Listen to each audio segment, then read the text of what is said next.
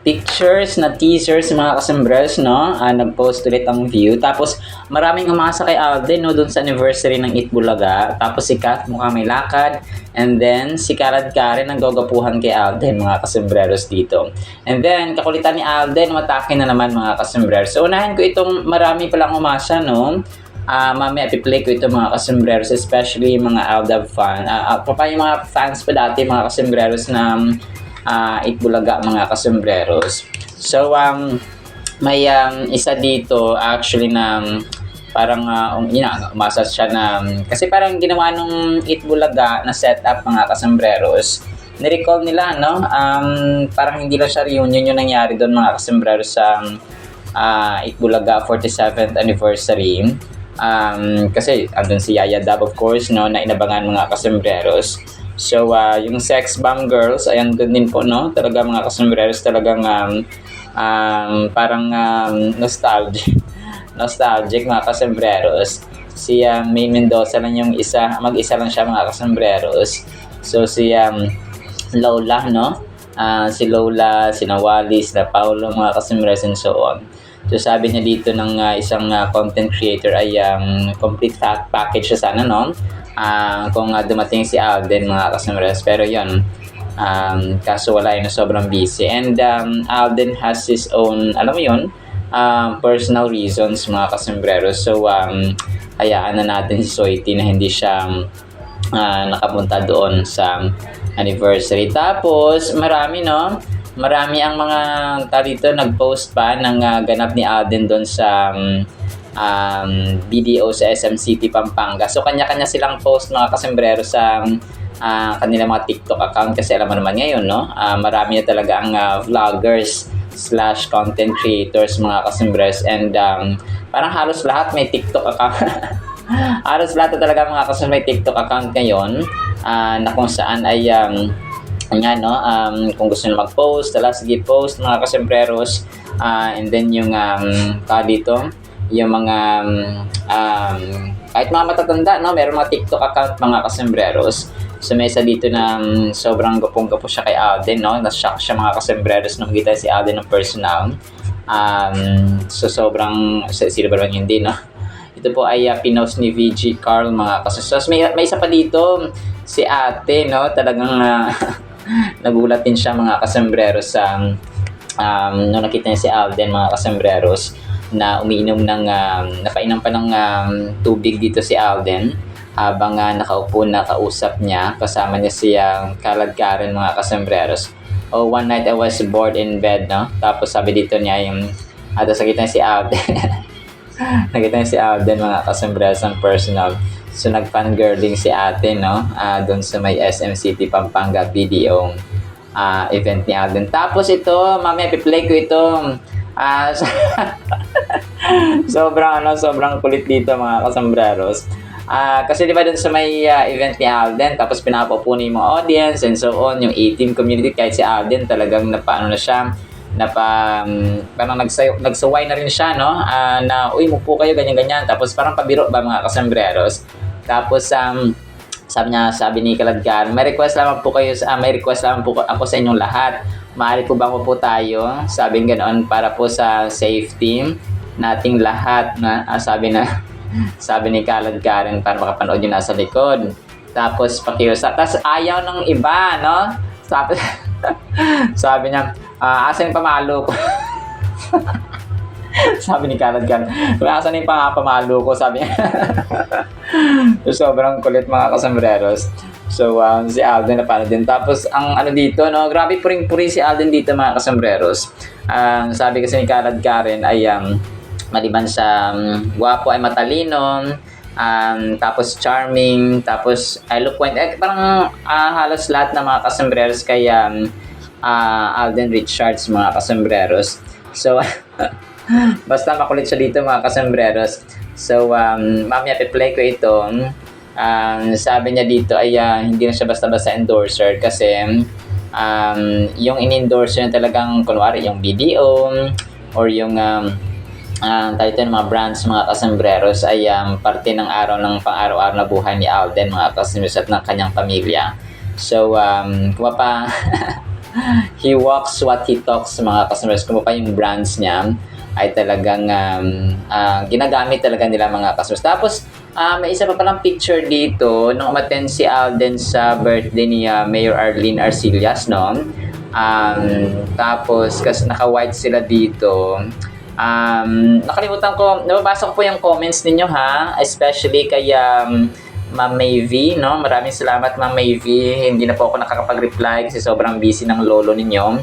Pero appreciate ko talaga yung mga comments at saka corrections ni Ma'am Mayvi, no? Maraming salamat po. Ma'am Raquel, no? Ma'am Raquel, sobrang sarap sa pakiramdam na nakasubaybay pa rin kayo mga kasombreros at kasombreras. Si Ma'am Vicky, no? Andiyan si si Tita Phil, no? Si Tita Filipina. Sobrang salamat po sa inyo sa pagsubaybay. So, nakalimutan ko, Binyan Laguna, Binyan City, Laguna, si Mama Mayor Arlene. Alam ko ano sila, magkapatid, Mayor Arlene at saka yung Vice Mayor. Nakalimutan ko yung isang kapatid niya na mayor din sa Binyan. Nagkaroon sila ng dati ng festival doon. So, pero nakalimutan ko yung first name ng kuya. So, yun, dito ay umattend si Alden ng So, isa pa itong dito, isa sa mga pictures niya na hindi ko na i-flash noong nakaraan. Tapos si Alden pala, kasama pala niya doon sa parang before BYD daw ito no, mga kasombreros. So kasama pala niya si Ma'am Tracy Garcia at saka si Nelson Canlaston bago yung BYD event doon ito ni Alden, na picture nila nakasama si Ma'am Tracy Garcia mga kasombreros. Tapos, may isa pa ditong behind the scene na pinost ang BYD mga kasombreros. So, nag-appear si Alden dito sa mga co-stars niya or co-commercial models dito sa BYD. Parang ito, Krish na, basta parang volleyball player na something like that na yung isa dito. Tapos yung iba naman ay content creator. So, lang ito, parang na-post ng isang admin no, na behind the scene dun sa BYD bago yung BYD event nila mga kasombreros. Tapos yung Studio 24C at pinost din ito ni Alden sa kanyang Instagram story yung outfit ni Alden sa kanyang SM City Pampanga event, no, na kung saan ay sobrang igop of course ni Phenomenal Box Office Cinema King. Parang parang nakasandal siya dito, no, mga kasombreros. So, Studio 24C ay ang nagbihis, no, at nag-ayos ang outfit, no, OOTD ni Phenomenal Box Office Cinema King. Supposed ito ni Char John, no, 39 minutes ago din po sa kanyang Facebook page. So, pinost din ito ni Alden sa kanyang Instagram story mga kasombreros. Tapos yon, nag-drop ng panibagong teaser pictures, no, ang Team Love Siargao na kung saan ay pinost ito ng View Philippines 1 hour ago mga kasombreros sa kanilang Facebook account. So ito ay random photos ni Kara Jao at saka ng nina Pearl mga kasombreros na maging sina Kim Jisoo Gablagman. No, before the magic reached your screens, these moments happened first. So relive the fun and heartfelt memories from the set without our BTS stills from Love Siargao episodes 11 and 12. So episode 11 and 12, no, malapit na pala, 12, 14. So 14 episodes na lang kasi 26 episode lang daw ito, 26 episodes lang daw ito mga kasombreros. So, andito hanggang sa bangka, sina Kara and Jao. So, basta random ito mga kasombreros na pictures kuha dun sa set ng Love Siargao. Tapos, sa Instagram story ni Alden, pinost na rin yung isa sa mga candid photos niya dun sa SM City Pampanga BDO event niya mga kasombreros. Grabe na ang kulit, no? Ang ganda ng naisip ng BDO, yung kanilang parang yearly na annual fiesta. Kasi 'di ba yung mga cities, yung mga barangay, may mga annual fiesta sila, no, parang araw ng Carmen, araw ng ganito, araw ng Laguna and so on. So sila din, no, nagkaroon sila ng ganito. Which is kinagaya na din ng iba, no. Merong London Barrio Fiesta, no, nung sa London sila. So ang cute lang, no, at saka ang ang kulit ng kanilang parang very strategic, no, at saka creative din ang ginawa ng BDO mga kasers, na nagkaroon sila ng BDO Fiesta event once in a year. So ang cute lang.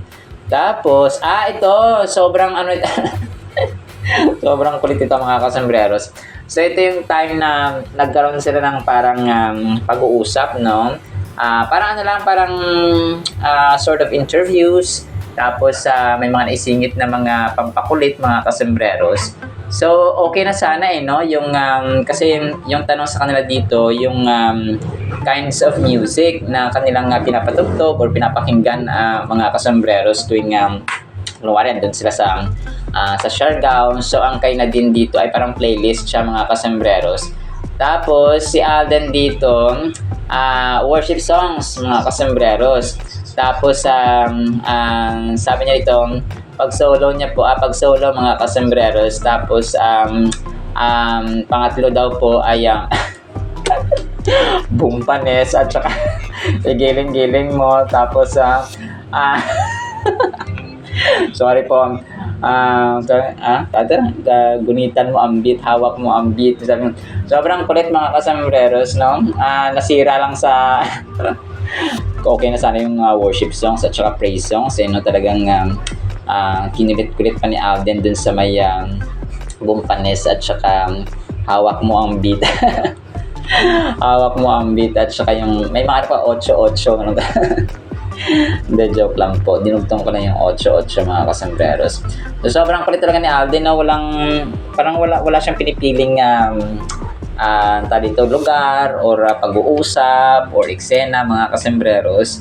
So si Ma'am Aubrey Carampel nga, 'di ba, na biktima niya rin mga kasembreros ng kanyang kakulitan. So kahit sino siguro, kahit yung mabossing siguro ng GMA ay pwede niyang kulit-kulitin mga kasembreros or dito, kwela-kwelahan mga kasembreros. So iba ka talaga, no, Pops Alden. So mamaya i-play ko ito para marinig niyo po, no, yung kakulitan ulit, no, ni Phenomenal Box Office Cinema. Akala mo yung seryoso yung paligid, tapos bigla na siya mag-joke mga kasembreros. So di ba talagang siguro yung makasama niya, kasi kaya sabi ni Kylene yung Alden lang talaga yung ayo. So pero joke niya lang yan mga kasembreros. Tapos next item natin mga kasembreros, si Kat mukhang may lakad, no? Saan kaya siya pupunta? Ito po ay posted, may nakatag na esperanza.ph na mga kasembreros. Parang mga damit yata, or parang namili ng damit, or hindi ko lang, parang pinost ito ni Naybara Lopez kahapon stylist, makeup, ayun, parang siguro nakayusan si Kat. Tapos nag-video. So ang tanong nga dito kung saan siya pupunta mga kasembreros. So maaring isa sa mga lakad niya, no, mga Cathdenatics, no. So hayaan na natin, naka-gray siya dito hindi ko lang din sure kung throwback ito na video, pero bago lang pinost kahapon ni Naybara Lopez, no, mga kasembreros. Tapos pinost ito ni Jason Starr. Catherine Bernardo, the youngest top earners on ABS-CBN, holding highest grossing film of all time. Daming reactions 457 reactions mga kasembreros. So nakakatuwa naman definitely, no. Si Kath ang pinakabatang may pinakamataas pa na income, no, especially yung Hello Love Again din po mga kasembreros. And marami pa, no, mayaman naman si Kath bago pang Hello Love Again mga kasembreros. Na taon lang talaga na Hello Love Again ang pinaka-tumatak at may pinakamalaking income. Kasi from 2010s, no, talagang grabe yung kanyang trabaho, no. Simula bata pa lang, no, hanggang sa lumaki. Tapos may magaling pa siya na handler, no, at saka mami na si Mami Min. So talagang swak na swak ang package mga kasembreros. So kasi kahit na magaling kang artista, no, kung hindi ka marunong magdala ng pera ay useless, no, parang baka mauwi na siya sa wala at saka hindi ma-invest mga kasembreros. So, ganun po siya, no? Mga kasombreros. So, definitely, no, blessed na blessed si Kath, mga kasombreros. And the people around her, no, especially her family.